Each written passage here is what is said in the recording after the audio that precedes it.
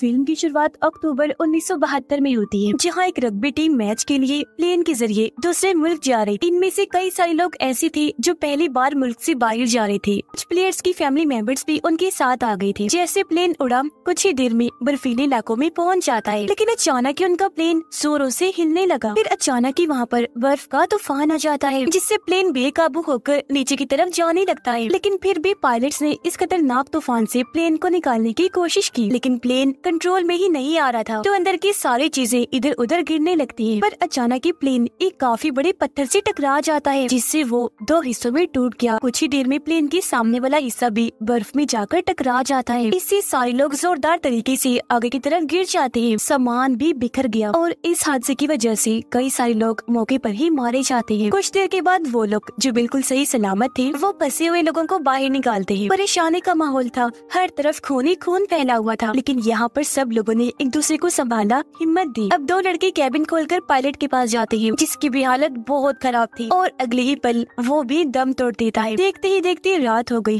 Temperature भी तेजी से गिरने लगता है, क्योंकि ठंड से उनका बुरा हाल हो रहा था। इसलिए वो प्लेन के बड़े से छेद को सामान और लाशों से ढक देते हैं। सर्दी से बचने के लिए अंदर जाकर छुप गए। सभी लोग इस हादसे की वजह से काफी दुखी, गहरे सदमे में थे। कुछ तो डर की वजह से चिल्ला भी रहे थे। तब बाकियों ने जैसे तैसे उनको सहारा दिया। अगली सुबह जब ये उठी तो देखा कि 4-5 और लोग ठंड की वजह से मारे गए। अब तक तूफान भी थम चुका था, इसलिए वो लोग बाहर आ गए, लेकिन दूर दूर तक ने बर्फ के अलावा और कुछ दिखाई नहीं दे रहा था। साथ ही ये जगह काफी नीचे को भी थी, और वो नहीं जानती थी कि पता नहीं हम कब तक यहाँ फंसे रहे। तो जिंदा रहने के लिए वो इंतजाम करने लगे। उन्होंने सारे बैग्स और सामान को चेक किया, खाने पीने और जरूरत का सामान वहाँ से इकट्ठा कर लिया। अपना सारा काम खत्म करने के बाद वो एक जगह पर बैठ जाते हैं। उन्हें खाना दिया गया, जो वो खाते तो हैं, लेकिन साथ में ये सोचकर परेशान हो रही थी कि हमारे पास थोड़ा सा खाना है, जो न जाने हमें कब तक चलाना होगा। अब अचानक वहाँ से एक प्लेन गुजरने लगता है। इन लोगों में एक उम्मीद उठी, इसलिए वो जोर जोर से चिल्लाने लगते हैं ताकि प्लेन इनकी आवाज सुनकर रुक जाए। लेकिन इसका कोई फायदा नहीं हुआ, क्योंकि प्लेन काफी दूर था, तो वो ऐसे वहाँ से चला गया। अब तीसरे दिन एक लड़के नैंडो को होश आ गई। नैंडो की हालत बहुत खराब थी, चेहरा भी बिगड़ गया था, लेकिन फिर भी जैसी तैसी वो रेंगते हुए अपनी बहन के पास चला जाता है। बहन की हालत भी बेहद खराब थी। जब नैंडो उससे अपने मॉम डैड के बारे में पूछता है, तो उससे पता चला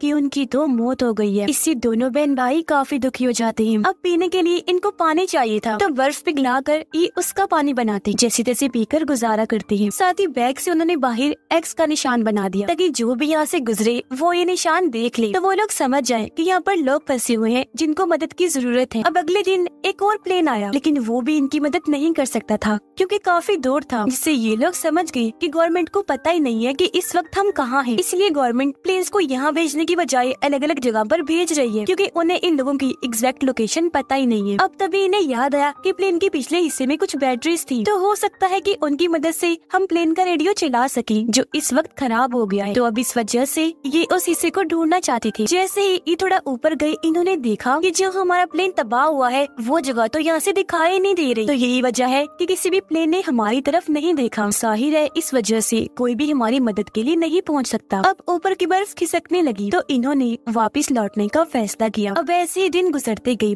और एक हफ्ते के बाद इनका सारा खाना खत्म हो जाता है। अब इस इलाके में न तो जानवर थे और न ही कोई पेड़ पौधे जिनको खाकर वो गुजारा कर सकते, इसीलिए पत्थरों पर जमी हुई काई ही खाकर गुजारा करती है। लेकिन उसका जायका भी बहुत कड़वा था। भूख से तंग आकर नैंडो कहता है कि अगर मुझे लाशों का मांस भी खाना पड़ा तो मैं वो भी खा जाऊंगा। उसकी इस बात पर कुछ लोग राजी हो गए, जबकि कुछ लोगों की इस बात को लेकर आपस में बहस छिड़ गई। टाइम के साथ साथ उनकी भूख इतनी बढ़ गई कि वो अपने जूते, उसके लेसेस, यहाँ तक कि सिगरेट्स भी खाने लगती है। अब अगली सुबह जैसे हुई नैंडो देखता है कि उसकी बहन ने भी दम तोड़ दिया। वो बहुत दुखी था कि मॉम डैड के बाद आज मेरी बहन भी चल बसी। ये देखकर एक लड़का काफी दुखी हो गया। वो अपने मॉम डैड के लिए खत लिखता है।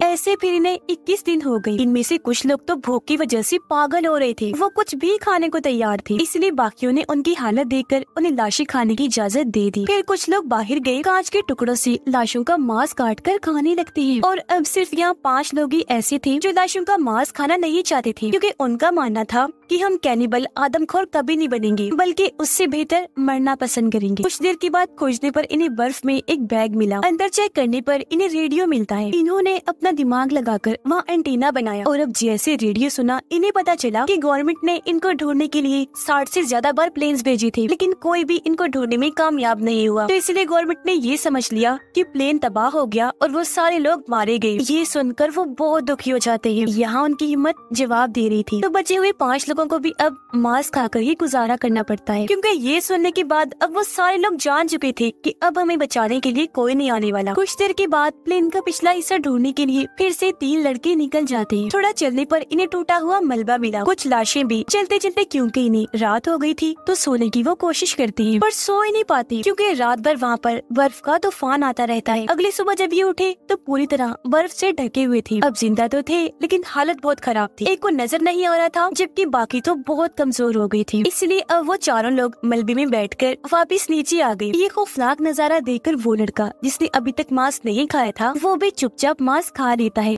मुसलसल तूफान भी आ रही थी, लेकिन ये लोग प्लेन के अंदर बैठकर एक दूसरे से बातें करने लगते हैं ताकि अच्छा वक्त गुजार सके। लेकिन उनकी बातों के दौरान ही वहाँ बर्फ का जोरदार तूफान आ गया। बहुत सारी बर्फ इनके प्लेन के अंदर घुस गई। पूरा प्लेन ही बर्फ से ढक जाता है। अब बाहर वाले लोग बर्फ खोदकर अपने साथियों को नीचे से निकालने लगते हैं। कुछ ही देर में सारे लोग ऊपर आ गए, लेकिन एक औरत बेचारी जो काफी नीचे दबी हुई थी वो वहीं पर ही मारी जाती है। और अभी लोग खतरनाक आवाज सुनते हैं, समझ गए कि एक बार फिर बर्फ का जोरदार तूफान आने वाला है। और अब देखते ही देखते एक बार फिर भयंकर तूफान इन्हें अपनी लपेट में ले लेता है। इस बार भी कई सारे लोग बर्फ में दबकर मारे जाते हैं। एक लड़के जिसका नाम नूमा था उसे बहुत गुस्सा आने लगता है। कंट्रोल से बाहर होकर वो प्लेन की खिड़कियां तोड़ने लगता है, जिससे फायदा तो कुछ हासिल नहीं हुआ, लेकिन कांच का एक टुकड़ा उसके पैर में और टांग में घुस जाता है। लेकिन फिर भी वो रुका नहीं, उसने हिम्मत नहीं हारी, ऐसे बर्फ को तोड़ता रहा। फिर 20वें दिन उन्होंने वहाँ पर एक छेद बना लिया जिसके जरिए बचे हुए लोग बाहर आ जाते। बाहर आने के बाद वो एक दूसरे से मिले इस खुशी में कि चलो शुक्र है हम बच गए। नोमा देखता है कि मेरे पैर पर जहाँ कट लगा था वहाँ मुझे दर्द नहीं हो रही, क्योंकि सर्दी से उसका पैर पूरी तरह सुन्न हो गया था। धीरे धीरे मौसम बदला और ये लोग पूरे प्लेन पर से बर्फ हटाने में कामयाब रहे। अब एक बार फिर ये कुछ लोगों को मदद के लिए भेजने का फैसला करते हैं, लेकिन वो लोग जो पहले पहाड़ पर गए थे उनमें से कुछ लोगों की अभी भी बहुत हालत खराब थी। एक साथी के फेफड़ों में पानी भर गया, उसे सांस लेने में मसला हो रहा था, तो सबने मिलकर उसे CPR दिया, मतलब उसे सांस देने की कोशिश की, पर कोई फायदा नहीं होता। जिससे हुआ ये कि उसकी भी मौत हो जाती है और जो खत उसने अपने मॉम डैड के लिए लिखा था उसे भी संभाल कर रख लिया। 36वें दिन जैसे मौसम खुला, नोमा और उसके साथी ढेर सारे कपड़े पहनकर मदद के लिए वहाँ से निकल जाते हैं, लेकिन बीच रास्ते में ही नोमा गिर जाता है क्योंकि उसके पैर में बहुत दर्द हो रही थी। बाकियों ने जब जाकर चेक किया तो उन्होंने देखा कि उसके पैर का जख्म काफी गहरा हो गया है, इसलिए उन्होंने नोमा को वापस ले जाने का फैसला किया, पर उसने जवाब दिया कि नहीं दोस्तों, तुम लोग आगे बढ़ो, मैं खुद वापस चला जाऊंगा। वो बेचारा जैसे तैसे वापस आ तो गया, लेकिन उसकी हालत इतनी खराब थी, वो इतना थक गया था कि आते ही बेहोश हो जाता है। जबकि वो लोग जो मदद के लिए आगे बढ़ रहे थे वो ये देखकर काफी खुश हो जाते हैं कि हमारे सामने प्लेन का पिछला हिस्सा पड़ा हुआ है जो आखिर अब उन्होंने ढूंढ लिया था। प्लेन का वो हिस्सा देखते ही उन्होंने यहाँ पर अपने बाकी साथियों को भी बुला लिया। यहाँ पर जो सामान था वो सारा उन्होंने इकट्ठा कर लिया। सामान में बहुत सारे साफ कपड़े, खाने का सामान और बहुत सारी चॉकलेट्स थी। इन्हें यहाँ पर वो बैटरीज भी मिल जाती है जिन्हें प्लेन में डालकर ये रेडियो के जरिए सिग्नल भेजने की कोशिश करते हैं, लेकिन आगे से कोई जवाब नहीं आया क्योंकि रेडियो खराब था, जिससे ये लोग सही समझ रहे। लेकिन जब इनको एहसास हुआ कि रेडियो खराब है तो थक हार कर ये वहीं बैठ जाते हैं। नोमा का जख्म भी दिन ब दिन बढ़ता जा रहा था जो उसके पूरे जिस्म पर ही फैल गया था। अब नोमा अपनी हालत देखकर समझ गया था कि मेरे पास ज्यादा टाइम नहीं है, जल्द ही मैं मर जाऊंगा। इसीलिए उसने खाना पीना बंद कर दिया ताकि मेरे हिस्से का खाना मेरे साथी खाकर जिंदा रह सके।